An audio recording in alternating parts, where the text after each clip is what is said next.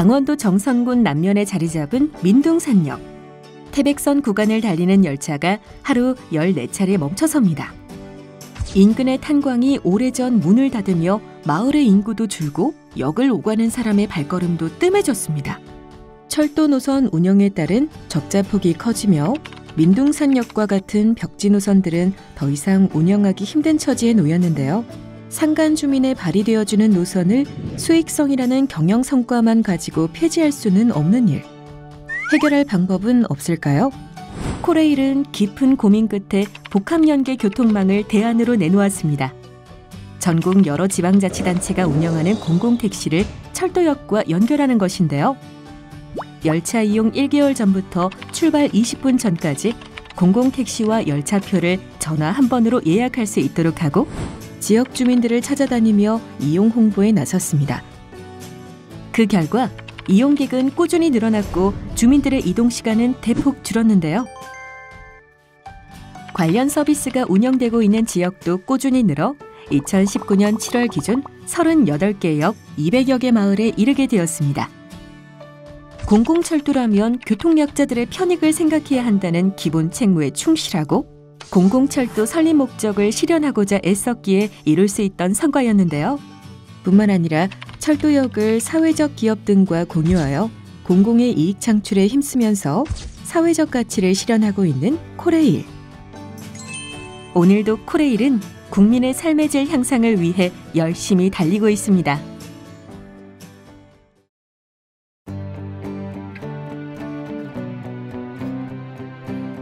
경남 진주시 중앙동에 자리 잡은 옥봉마을. 산비탈에 위치해 오랫동안 도시개발 계획에서도 외면당했던 이 마을이 샛들마을 사업을 통해 특색 있고 활기찬 마을로 거듭났습니다. 샛들마을 사업이란 주거 환경이 열악한 마을의 생활 환경을 개선하는 도시재생 사업을 말하는데요. 한국토지주택공사가 위수탁을 받아 사업의 운영과 관리를 맡았습니다. 기존 재개발 사업과 개념이 완전히 다르다 보니 출발부터 난관의 연속이었습니다. 대부분의 연로한 주민들은 부정적인 반응을 보이기 일쑤였죠. 한국토지주택공사는 마을 안에 현장 지원센터를 마련하고 직원들이 주민들의 대문을 직접 두드리며 어떤 사업인지 왜 필요한지 설명했습니다. 마을 공동체와 한마음이 되기 위해서였죠. 그러기를 몇 달, 드디어 옥봉마을에 서서히 변화가 찾아왔습니다. 60여 가구가 집수리 사업 신청을 했고 주민협의체에 참여하려는 주민들도 점점 늘어났죠. 주민들이 힘을 합쳐 만든 진주샛들 협동조합도 탄생했습니다. 하지만 사업을 진행하기 위한 제도적 장벽도 만만치 않았습니다. 당시 사회적 기업은 2천만 원까지만 공공기관과의 수의계약이 가능했는데요. 신생 조직이었던 샛들마을 협동조합이 수의계약이 아닌 경쟁 입찰로 사업을 수주하기는 어려운 상황이었습니다. 이에 한국토지주택공사는 샛들마을 사업에 한해 사회적 기업이 5천만 원까지 계약이 가능하도록 내부 방침을 수정했습니다. 사업 이후에도 주민들이 직접 운영할 수 있는 기반을 마련하기 위해서였습니다. 그렇게 탄생한 옥봉마을, 55가구 중 40여 가구가 집수리를 마쳤고 진주샛들 협동조합의 규모도 커졌습니다. 정부와 관이 주도하는 위로부터의 사업이 아닌 주민들이 주도하는 아래로부터의 도시재생 사업. 매뉴얼이나 관행을 고집하는 대신 현장의 목소리를 사업에 담아가는 일, 아래로부터 만들어가는 사회적 가치.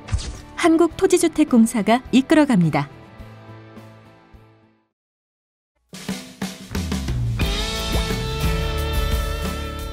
어느 날 사회복지사의 스마트폰에 문자 하나가 날아들었습니다. 혼자 사는 할머니 집에 설치된 스마트 미터기가 물 사용량을 감지해 보낸 것이었습니다. 물 사용량이 없음을 확인한 사회복지사가 할머니의 집을 찾았을 때 할머니는 골절상을 입고 쓰러져 있었습니다. 사회복지사는 서둘러 병원으로 할머니를 옮기고 치료를 받게 했습니다. 이렇게 혼자 사는 할머니의 안부를 빨리 확인할 수 있었던 것은 바로 스마트 검침 사업 덕분이었습니다. 그렇다면 스마트 검침 사업은 무엇일까요? 바로 수도 검침을 활용한 노인 고독사 방지 프로그램입니다. 최근 혼자 사는 노인이 늘면서 고독사 비율도 늘고 있는데요. 혼자 사는 노인들의 건강 이상 징후를 가장 잘 파악할 수 있는 것이 바로 수도 사용량입니다. 그래서 수도미터기를 디지털로 교체하고 물 사용이 없거나 급증할 경우 사회복지사에게 문자가 전송되게 한 것이죠. 수도 검침을 활용한 복지 서비스도 스마트 검침 사업의 일환입니다. 검침원이 취약계층을 방문해 필요한 복지 혜택을 받을 수 있게 하는 것인데요. 열악한 수도시설은 개보수 공사를 하고 필요한 가구엔 위생 또는 복지 서비스를 제공합니다. 이처럼 한국수자원공사는 수도검침이라는 고유의 업무에서 고독사라는 사회문제 해결의 실마리를 찾고 복지 서비스를 제공했는데요. 이를 제도화시키고 확산하고자 했던 조직 차원의 지지가 있었기 때문에 가능한 일이었습니다. 현재 세대 사회의 질을 높이고 미래 세대가 지속 가능하기 위해 사회 문제를 해결하려는 사회적 가치는 확산되어야 합니다.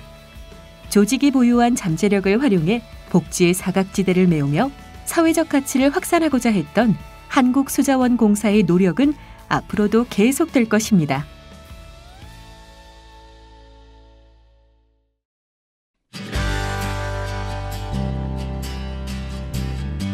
열정을 바쳐 일한 직장에서 해고 통보를 받은 신 씨.